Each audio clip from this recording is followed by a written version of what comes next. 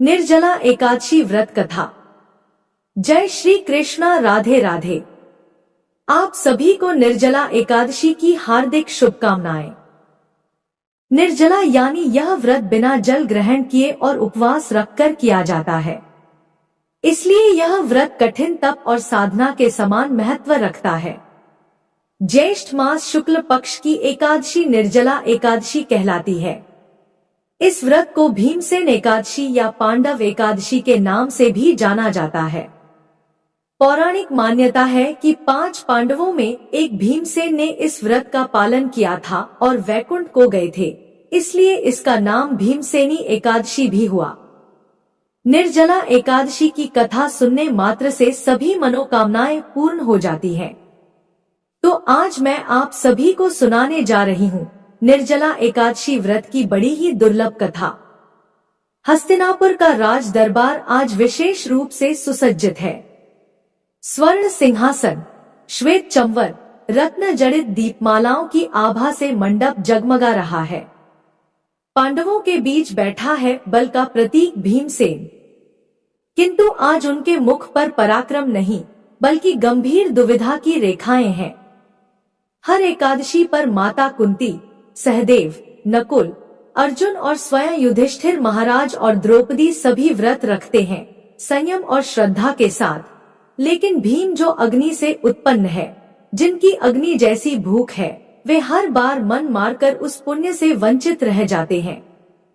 आज युधिष्ठिर महाराज नहीं बल्कि राजसभा में स्वयं भीमसेन भगवान श्री कृष्ण से पूछ रहे हैं, हे मधुसूदन, मुझे कोई ऐसा मार्ग बताइए कि मैं भी व्रत का पुण्य प्राप्त कर सकूं। किंतु अपने शरीर की भूख की मर्यादा में रहकर क्या कोई ऐसी एकादशी है जो पूरे वर्ष के व्रतों का फल एक साथ दे दे?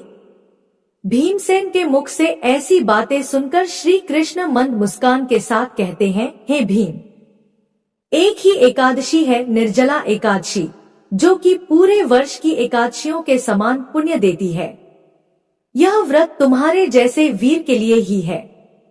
तो आइए प्रिय श्रोताओं, इस दिव्य संवाद के साथ आरंभ करते हैं निर्जला एकादशी की पावन व्रत कथा, जिसमें छुपा है मोक्ष, पुण्य और भगवान विष्णु की असीम कृपा का रहस्य।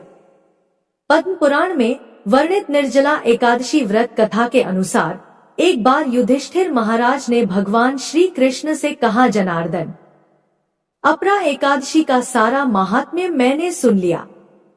अब ज्येष्ठ मास के शुक्ल पक्ष में जो एकादशी आती हो उसका भी वर्णन कीजिए। भगवान श्री कृष्ण बोले, हे राजन, इसका वर्णन परम धर्मात्मा सत्यवती नंदन व्यास जी करेंगे, क्योंकि यह संपूर्ण शास्त्रों के तत्वज्ञ और वेद वेदांगों के पारंगत विद्वान है। तब वेदव्यास जी कहने लगे, दोनों ही पक्षों की एकादशियों को भोजन ना करें। द्वादशी को स्नान आदि से पवित्र होकर फूलों से भगवान केशव की पूजा करके नित्य कर्म समाप्त होने के पश्चात पहले ब्राह्मणों को भोजन देकर अंत में स्वयं भोजन करें। राजन, जन्ना शौच और मरना शौच में भी एकादशी को भोजन नहीं करना चाहिए। यह सुनकर भीमसेन बोले, परम बुद्धिमान पितामह, मेरी उत्तम बात सुनिए। राजा युधिष्ठिर, माता कुंती, द्रौपदी, अर्जुन, नकुल और सहदेव यह एकादशी को कभी भोजन नहीं करते और मुझसे भी हमेशा यही कहते हैं कि भीमसेन तुम भी एकादशी को ना खाया करो, किंतु मैं इन लोगों से यही कह दिया करता हूँ कि मुझसे भूख नहीं सही जाएगी। तब भीमसेन की बात सुनकर व्यास जी ने कहा कि भीम, अगर तुम्हें स्वर्गलोक की प्राप्ति अभीष्ट है और तुम नरक को दूषित समझते हो तो दोनों पक्षों की एकादशी को भोजन कभी मत करना। तब भीमसेन फिर बोले, महाबुद्धिमान पितामह, मैं आपके सामने बिल्कुल सच्ची बात कह रहा हूँ। एक बार भोजन करके भी मुझसे व्रत नहीं किया जा सकता, फिर उपवास करके तो मैं भला रह ही कैसे सकता हूँ। मेरे पेट में वृक नामक अग्नि सदा प्रज्वलित रहती है, इसलिए जब मैं बहुत अधिक खाता हूँ तभी यह अग्नि शांत होती है। इसलिए महामुनि, मैं वर्ष भर में केवल एक बार ही उपवास कर सकता हूँ, जिससे स्वर्ग की प्राप्ति हो जाए और जिसके करने से मैं कल्याण का भागी हो सकूं। मुनिवर ऐसा कोई एक व्रत निश्चय करके बताइए, मैं उसका यथोचित रूप से पालन करूंगा। तब व्यास जी ने कहा, भीम ज्येष्ठ मास में सूर्य वृष राशि पर हो या मिथुन राशि पर शुक्ल पक्ष में जो एकादशी हो उसका यत्न पूर्वक निर्जल व्रत करो। केवल कुल्ला या आचमन करने के लिए मुख में जल डाल सकते हो, उसको छोड़कर और किसी प्रकार का जल विद्वान पुरुष को मुख में नहीं डालना चाहिए, नहीं तो व्रत भंग हो जाता है। एकादशी को सूर्योदय से लेकर दूसरे दिन के सूर्योदय तक मनुष्य जल का त्याग करे तो यह व्रत पूर्ण होता है। इसके बाद द्वादशी को निर्मल प्रभात काल में स्नान करके ब्राह्मणों को विधि पूर्वक जल और स्वर्ण का दान करे। इस प्रकार सब कार्य पूरा करके जितेंद्रिय पुरुष ब्राह्मणों के साथ भोजन करे। वर्ष भर में जितनी एकादशियां होती हैं, उन सब का फल निर्जला एकादशी के सेवन से मनुष्य प्राप्त कर लेता है और इसमें बिल्कुल भी संदेह नहीं। शंख, चक्र और गदा धारण करने वाले भगवान केशव ने मुझसे कहा था कि यदि मनुष्य सबको छोड़कर एकमात्र मेरी शरण में आ जाए और एकादशी को निराहार रहे तो वह सब पापों से छूट जाता है। एकादशी व्रत करने वाले पुरुष के पास विशालकाय विकराल आकृति और काले रंग वाले दंड पाश धारी भयंकर यमदूत नहीं जाते। अंतकाल में पीतांबर धारी सौम्य स्वभाव वाले, हाथ में सुदर्शन धारण करने वाले और मन के समान वेगशाली विष्णु दूत आकर इस वैष्णव पुरुष को भगवान विष्णु के धाम में ले जाते हैं। हे भीम, माता निर्जला एकादशी को पूर्ण यत्न करके उपवास करना चाहिए। तुम भी सब पापों की शांति के लिए यत्न पूर्वक उपवास और श्री हरि का पूजन करो। स्त्री हो या पुरुष, यदि उसने मेरु पर्वत के बराबर भी महान पाप किए हो तो वह सब एकादशी के प्रभाव से भस्म हो जाते हैं। जो मनुष्य उस दिन जल के नियम का पालन करता है वह पुण्य का भागी होता है। उसे एक एक पहर में कोटि कोटि स्वर्ण मुद्रा दान करने का फल प्राप्त होता सुना गया है। मनुष्य निर्जला एकादशी के दिन स्नान, दान, जप, होम आदि जो कुछ भी करता है वह सब अक्षय होता है। यह भगवान श्री कृष्ण का कथन है। निर्जला एकादशी को विधि पूर्वक उत्तम रीति से उपवास करके मनुष्य वैष्णव पद को प्राप्त कर लेता है। जो मनुष्य एकादशी के दिन अन्न खाता है वह पाप भोजन करता है। इस श्लोक में वह चांडाल के समान है और मरने पर दुर्गति को प्राप्त होता है। जो ज्येष्ठ के शुक्ल पक्ष में एकादशी को उपवास करके दान देंगे वे परम पद को प्राप्त होंगे। जिन्होंने एकादशी को उपवास किया है वे ब्रह्मा हत्यारे, शराबी, चोर या फिर गुरुद्रोही होने पर भी सभी पापों से मुक्त हो जाते हैं। कुंती नंदन निर्जला एकादशी के दिन श्रद्धालु स्त्री पुरुषों के लिए जो विशेष दान और कर्तव्य बताए गए हैं उन्हें भी सुनो। उस दिन जल में शयन करने वाले भगवान विष्णु का पूजन और जलमय धेनु का दान करना चाहिए अथवा प्रत्यक्ष धेनु या घृतमय धेनु का दान उचित है। पर्याप्त दक्षिणा और भांति भांति के मिष्ठानों द्वारा यत्न पूर्वक ब्राह्मणों को संतुष्ट करना चाहिए। ऐसा करने से ब्राह्मण अवश्य संतुष्ट होते हैं और उनके संतुष्ट होने पर श्री हरि मोक्ष प्रदान करते हैं। जिन्होंने शम, दम और दान में प्रवृत्त हो श्री हरि की पूजा और रात्रि में जागरण करते हुए इस निर्जला एकादशी का व्रत किया है, उन्होंने अपने साथ ही अपनी बीती हुई 100 पीढ़ियों को और आने वाली 100 पीढ़ियों को भगवान वासुदेव के परमधाम में पहुंचा दिया है। निर्जला एकादशी के दिन अन्न, वस्त्र, गौ, जल, शया, सुंदर आसन, कमंडल और छाता दान करने चाहिए। जो श्रेष्ठ और सुपात्र ब्राह्मण को जूता दान करता है वह सोने के विमान पर बैठकर स्वर्ग लोक में प्रतिष्ठित होता है। जो इस एकादशी की महिमा को भक्ति पूर्वक सुनता तथा जो भक्ति पूर्वक उसका वर्णन करता है वे दोनों स्वर्ग लोक में जाते हैं। चतुर्दशी युक्त अमावस्या को सूर्य ग्रहण के समय श्राद्ध करके मनुष्य जिस फल को प्राप्त करता है वही इसके श्रवण से भी प्राप्त होता है। पहले दंत धावन करके यह नियम लेना चाहिए कि मैं भगवान केशव की प्रसन्नता के लिए एकादशी को निराहार रहकर आचमन के सिवा दूसरे जल का भी त्याग करूंगा। द्वादशी को देव देवेश्वर भगवान विष्णु की पूजा करनी चाहिए। गंध, धूप, पुष्प और सुंदर वस्त्र से विधि पूर्वक पूजन करके जल का घड़ा संकल्प करते हुए कुछ मंत्र का उच्चारण करें। संसार सागर से तारने वाले देव देव ऋषिकेश, इस जल के घड़े का दान करने से आप मुझे परम गति की प्राप्ति कराइए। व्यास जी कहते हैं, भीमसेन, ज्येष्ठ मास में शुक्ल पक्ष की जो शुभ एकादशी होती है उसका निर्जल व्रत करना चाहिए तथा उस दिन श्रेष्ठ ब्राह्मणों को शक्कर के साथ जल के घड़े दान करने चाहिए। ऐसा करने से मनुष्य भगवान विष्णु के समीप पहुंचकर आनंद का अनुभव करता है। इसके पश्चात द्वादशी को ब्राह्मण भोजन कराने के बाद स्वयं भोजन करें। जो इस प्रकार पूर्ण रूप से पाप नाशिनी एकादशी का व्रत करता है वह सब पापों से मुक्त होकर अनामय पद को प्राप्त होता है। ऐसे व्यक्ति को मोक्ष की प्राप्ति हो जाती है। जैसे ही श्री कृष्ण ने कथा समाप्त की, हस्तिनापुर का राज दरबार एक बार फिर दिव्य ऊर्जा से भर गया।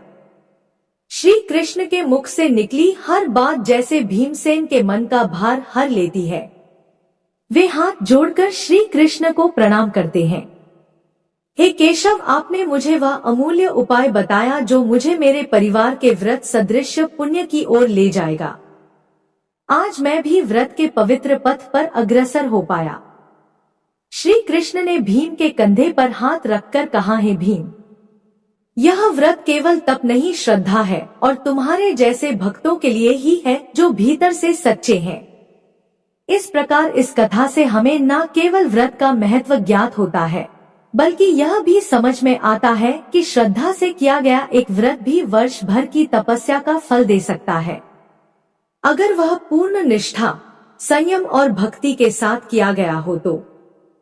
आइए हम सब भी इस निर्जला एकादशी पर केवल जल त्याग ही नहीं, इंद्रिय संयम, सेवा और भगवत स्मरण का व्रत लेकर भगवान विष्णु की कृपा पाने के अधिकारी बने। भगवान विष्णु आप सभी को व्रत का पुण्य, संयम की शक्ति और भक्ति की स्थिरता प्रदान करें। हमारे सनातन धर्म में प्रत्येक व्रत की सफलता और सिद्धि के पीछे देवी देवताओं की अदृश्य कृपा होती है। एकादशी व्रत जितना महान है उतना ही महत्वपूर्ण है इस व्रत की द्वारपाल देवी ग्यारस माता की कृपा प्राप्त करना। कहा गया है कि जब तक ग्यारस माता प्रसन्न ना हो तब तक एकादशी का फल पूर्ण रूपेण नहीं मिलता। इसलिए हर एकादशी व्रत कथा के साथ ग्यारस माता की कथा का श्रवण भी अनिवार्य है। अब हम सब भक्ति भाव से पहले ग्यारस माता का स्मरण करें, उनकी कथा सुने और ग्यारस माता से प्रार्थना करें कि वे हमारे द्वारा रखे गए व्रत को स्वीकार कर भगवान विष्णु के चरणों तक पहुंचाएं। आइए इस मंगल भावना के साथ ग्यारस माता की पुण्य कथा का आरंभ करें। एक बार की बात है, एक राज्य में एक राजा रहा करता था। राजा बहुत ही बुद्धिमान और बलशाली था। वह सदैव अपनी प्रजा का बहुत ही अच्छे से ध्यान रखता था। प्रजा भी अपने राजा को बहुत पसंद करती थी। राजा के 2 बेटियां थी। राजा अपनी दोनों बेटियों से बहुत ही प्रेम किया करता था। राजा की दोनों बेटियां बहुत ही सुंदर थी, लेकिन राजा की छोटी बेटी देखने में बहुत ही सुंदर और धार्मिक प्रवृत्ति की थी। वह 12 मास ग्यारस माता की पूजा और व्रत किया करती थी।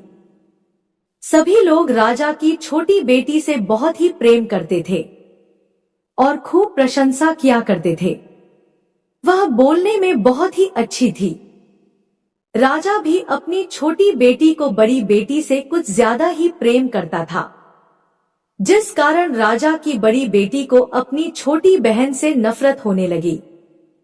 समय के साथ राजा की दोनों बेटियां बड़ी हो गई। तब एक पड़ोस के राज्य में रहने वाला राजकुमार राजा की बड़ी बेटी के लिए रिश्ता लेकर आया। जैसे ही उस राजकुमार की नजर राजा की छोटी बेटी पर पड़ी तो वह राजकुमार छोटी बेटी पर मोहित हो गया और उसी से विवाह करने की सोचने लगा। उस राजकुमार ने राजा की बड़ी बेटी के साथ विवाह करने से मना कर दिया और राजा से कहा कि आप बुरा ना मानो तो मैं आपकी छोटी बेटी से विवाह करना चाहता हूँ। जब यह बात राजा की बड़ी बेटी को पता चली तो वह अपनी छोटी बहन से और भी ज्यादा नफरत करने लगी। राजा की बड़ी बेटी ने अपनी छोटी बहन को अपना सबसे बड़ा दुश्मन मान लेती है और अपनी छोटी बहन से बदला लेने का निर्णय लेती है, जिसके चलते उसने सोचा कि छोटी बहन को जान से मार देती हूँ। एक दिन राजा की बड़ी बेटी ने लड्डू में जहर मिलाकर अपनी छोटी बहन को दे दिया। छोटी बहन ने वो लड्डू खा लिया, लेकिन लड्डू खाने के बाद भी छोटी बहन को कुछ भी नहीं हुआ। बड़ी बहन यह देखकर बहुत ही आश्चर्यचकित हुई, लेकिन बड़ी बहन ने हार नहीं मानी। एक दिन जब छोटी बहन अपने कमरे में सो रही थी, तब उसने मटके में सांप रखकर उसके कमरे में छोड़ दिया, लेकिन सांप भी छोटी बहन को कुछ नहीं कर पाया। जिसके बाद बड़ी बहन ने अपनी छोटी बहन से कहा कि चलो बहन, आज हम कुएं से पानी भर कर लाते हैं। तो छोटी बहन अपनी बड़ी बहन के कहे अनुसार उसके साथ पानी लेने के लिए चली गई। जैसे ही वह पानी कुएं से निकालने लगी तो बड़ी बहन ने उसे कुएं में धक्का दे दिया, लेकिन ग्यारस माता के आशीर्वाद से वह सकुशल बाहर निकल आई। यह देखकर उसे बहुत ही आश्चर्य हुआ कि ना जाने मैंने कौन कौन से प्रयास किए हैं, फिर भी इसका कुछ भी नहीं बिगड़ा। उसने एक दिन सोचते सोचते छोटी बहन के पास जाकर कहा कि बहन, तुमको पता है भगवान सबकी मृत्यु एक निश्चित समय पर लिखते हैं। तुम्हारी और मेरी मृत्यु कैसे होगी, क्या तुम जानती हो? तब छोटी बहन ने कहा, हाँ बहन, मेरी मृत्यु कैसे होगी यह तो मैं जानती हूँ। छोटी बहन से यह सुनकर बड़ी बहन को बहुत ही संतुष्टि हुई और सोचने लगी कि इस बार मैं इसे जरूर मार दूंगी। उसने अपनी छोटी बहन से कहा कि अपनी मृत्यु का राज मुझे तो बताओ, मैं तुम्हारी बड़ी बहन हूँ। छोटी बहन ने अपनी बड़ी बहन से कहा कि मेरी मृत्यु एक तोते में है। जो तोते के गले में एक हार है, उसी से मेरी मृत्यु होगी। जब कोई व्यक्ति उस तोते को मारकर वह हार अपने गले में पहन लेगा तो मैं मूर्छित हो जाऊंगी, और जैसे ही उस हार को अपने गले से उतार देगा तो मैं वापस जीवित हो जाऊंगी। अपनी छोटी बहन की मृत्यु का राज जानकर बड़ी बहन बहुत ही खुश हुई और उसने अपनी छोटी बहन को मारने के लिए उस पालतू तोते को ढूंढना शुरू कर दिया। लेकिन छोटी बहन को इस बात का पता था कि वह मेरी जान लेना चाहती है। वह अपने पिताजी के पास गई और अपने पिताजी से कहा कि पिताजी, अगर मेरी मृत्यु हो जाए तो मुझे जलाना मत, बल्कि आप मुझे पुरानी वाली जो हवेली है उसमें एक पलंग पर लिटाकर छोड़ देना। अपनी छोटी बेटी के मुंह से यह बात सुनकर राजा को बहुत ही बुरा लगा। उसने अपनी बेटी से पूछा कि बेटी, तुम ऐसी बातें क्यों कर रही हो? 2-4 दिन में तेरी शादी होने वाली है। तब राजा की छोटी बेटी ने बताया कि पिताजी, समय किसी के लिए नहीं रुकता, कब क्या हो जाए किसी को कुछ भी पता नहीं है। फिर राजा ने अपनी छोटी बेटी से कहा कि तुम्हारा ऐसा बोलना मुझे बिल्कुल भी अच्छा नहीं लगता।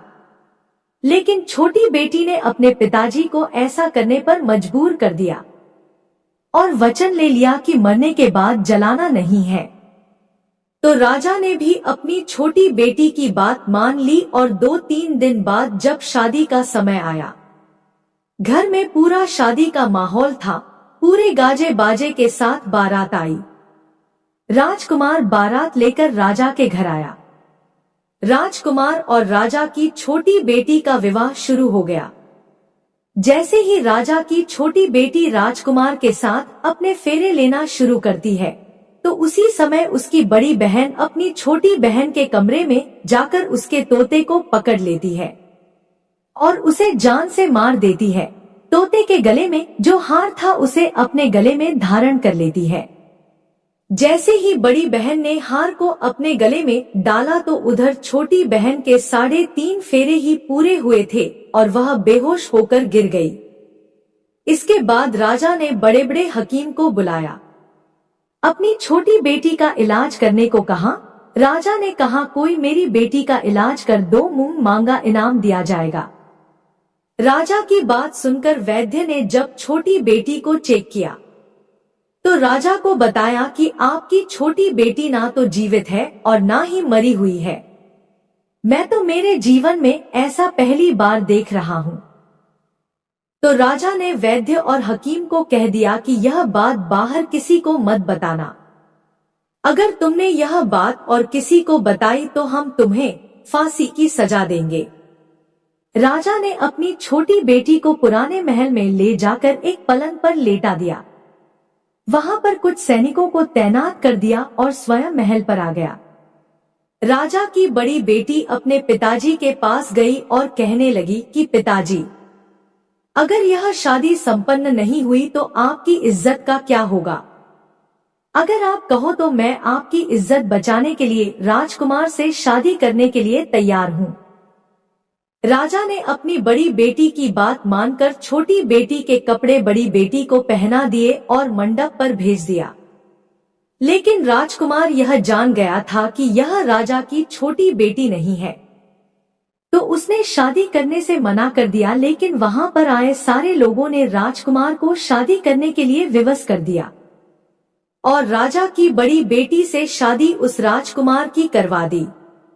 बचे हुए 3.5 फेरे बड़ी बेटी के साथ दिलवा दिए गए। उसके बाद राजकुमार राजा की बड़ी बेटी को अपने महल ले गया। राजकुमार राजा की बड़ी बेटी से ना तो बात करता था और ना ही उसे पसंद करता था और ना ही उसके कमरे में जाता था। राजकुमार ने यह फैसला ले लिया कि मैं राजा की छोटी बेटी को ढूंढ कर ही रहूंगा।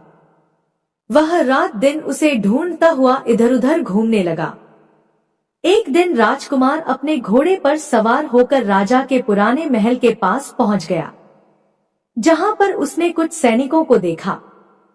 महल के पास पहुंचकर राजकुमार ने जब महल को ध्यान से देखा तो वह समझ गया कि यह मेरे ससुर का पुराना महल है।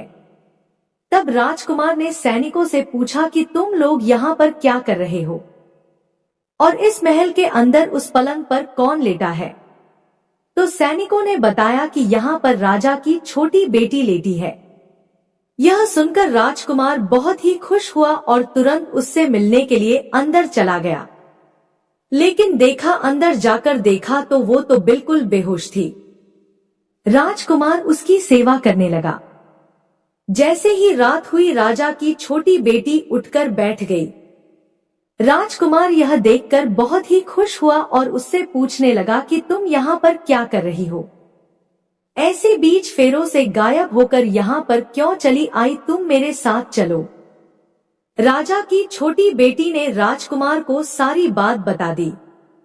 बताया कि मेरी जान एक तोते में बसी थी और यह बात मैंने अपनी बड़ी बहन को बता दी थी। मुझे पता है कि उसी ने मुझे मारने का प्रयास किया है। उसके पास एक हार है जिसको वह सुबह पहन लेती है और रात को उतार कर रख देती है। जब तक वह हार को पहने रखती है तब तक मैं मूर्छित रहती हूँ और जैसे ही वह हार को उतार देती है तो मैं जीवित हो जाती हूँ। और जब तक मेरी बड़ी बहन के पास वह हार है तब तक मैं ऐसे ही जीवित और मूर्छित होती रहूंगी। अगर मेरी बड़ी बहन के पास जो हार है वह मेरे हाथ आ जाए तो मैं हमेशा के लिए जीवित हो जाऊंगी।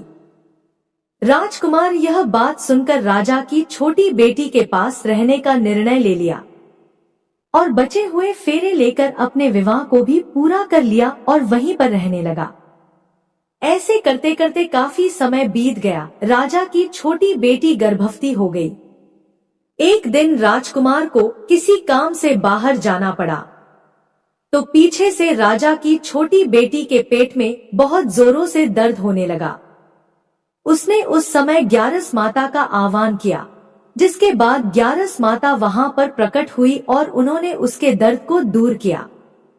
एक सुंदर पुत्र को उसने जन्म दिया। जब आधी रात को राजकुमार बाहर से आया तो उसने ग्यारस माता को देखा तो वह बहुत ही आश्चर्यचकित हुआ। उसने तुरंत माता को प्रणाम किया। ग्यारस माता ने राजकुमार से कहा कि जब तुम्हारा बेटा 5 वर्ष का हो जाए तो तुम अपनी पत्नी का हार लाकर इसके गले में डाल देना, जिससे यह हमेशा के लिए जीवित हो जाएगी। समय के चलते राजकुमार का बेटा 5 साल का हो गया। एक दिन राजकुमार को फिर किसी काम से बाहर जाना पड़ा। उसने अपने बेटे से कहा, तुम अपनी माता का ध्यान रखना और मैं शाम तक लौट आऊंगा। जैसे ही राजकुमार वहां से बाहर निकला तो बड़ी बहन के सैनिकों ने उसे देख लिया और बड़ी बहन को जाकर सारी बात बता दी। जिसके बाद बड़ी बहन अपनी छोटी बहन के पुत्र को वहां से उठवा लिया और उसे मरवा दिया। उसके 2 टुकड़े करवाए। पहले टुकड़े को चक्की के पास छुपा दिया और दूसरा टुकड़ा अपने पलंग के नीचे रख लिया। यह देखकर ग्यारस माता ने भिखारी का रूप धारण किया और उसके घर आ गई। भिक्षा मांगने लगी तो बड़ी बहन ने अपने नौकरों से कहा कि जाओ भिखारी को भिक्षा दे दो। लेकिन जैसे ही नौकर ग्यारस माता को भिक्षा देने के लिए जाता है तो माता उन्हें मना कर देती है और कहती है कि मैं तुम्हारी रानी से ही भिक्षा लूंगी। नौकरों ने अंदर जाकर कहा कि रानी वह हमसे भिक्षा नहीं ले रही है, बोल रही है कि मैं रानी से भिक्षा लूंगी। जब बड़ी बहन स्वयं भिक्षा देने के लिए भिखारिन बनी ग्यारस माता के पास आती है, उससे पहले ही माता एक बिल्ली का रूप बनाकर उसके कमरे में चली जाती है। वहां पर जो छोटी बेटी के पुत्र का एक टुकड़ा था वह उठा लेती है और दूसरा चक्की के पास से उठाकर जीवित कर देती है और वहां से लेकर चली जाती है और राजकुमार को सारी बात बताकर उन्हें उसका बेटा सौंप देती है। राजकुमार अपने बेटे को लेकर उस बड़ी बहन के पास जाता है और उसे कहता है कि इस बच्चे का अच्छे से ध्यान रखना है। अगर तुम इस बच्चे का अच्छे से ध्यान रखोगी तो ही मैं तुमसे बात करूंगा, वरना मैं यहाँ से चला जाऊंगा। एक दिन राजकुमार ने अपने बच्चे से कहा कि तुम ऐसा करो, तुम्हारी माँ के गले का वो हार मांग लो, तुम्हारी जिद की वजह से वह तुम्हें दे देगी। अपने पिताजी के कहे अनुसार लड़का अपनी बड़ी माँ के पास जाकर कहता है कि माँ, मुझे तुम्हारे गले का हार चाहिए। यह सुनकर उसकी माँ को पहले तो बहुत गुस्सा आता है, पर उसको याद आता है कि राजकुमार ने कहा है कि अगर मैं इस बच्चे का अच्छे से ध्यान रखूंगी तो ही वह मुझसे बात करेंगे। वह सोचती है कि छोटी बहन अब तक तो मर गई होगी, उसे जला भी दिया होगा, अब कौन सी जिंदा होने वाली है। यही सोचकर वह हार को निकालकर उस बच्चे को दे देती है। वह बच्चा उस हार को ले जाकर अपने पिताजी को दे देता है तो राजकुमार अपने बेटे और उस हार को लेकर वहां से चला जाता है और जाते हुए कहकर जाता है कि तुम हमारे लिए खाना बनाकर तैयार रखना, मैं शाम को आकर तुम्हारे साथ ही खाना खाऊंगा। यह कहकर अपने बेटे को लेकर वहां से सीधा राजा के पास जाता है और राजा को सारी बात बता देता है। राजा अपनी बड़ी बेटी की यह करतूत सुनकर बहुत ही क्रोधित होते हैं और अपनी परवरिश को दोष देने लगते हैं। राजा राजकुमार को अपनी छोटी बेटी के साथ रहने का आदेश देते हैं। राजकुमार वह हार लेकर छोटी रानी के पास जाता है और उसके गले में वह हार डाल देता है, जिससे वह जीवित हो जाती है। दोनों बहुत ही खुश होते हैं। राजकुमार अपने बेटे और अपनी पत्नी को लेकर अपने राज्य में चला जाता है। इस तरह एकादशी व्रत के प्रभाव से राजा की छोटी बेटी को अपने जीवन में आई तमाम मुसीबतों से छुटकारा मिलता है। जय श्री हरि विष्णु। अगर वीडियो पसंद आई तो हमारे चैनल को सब्सक्राइब करें। धन्यवाद।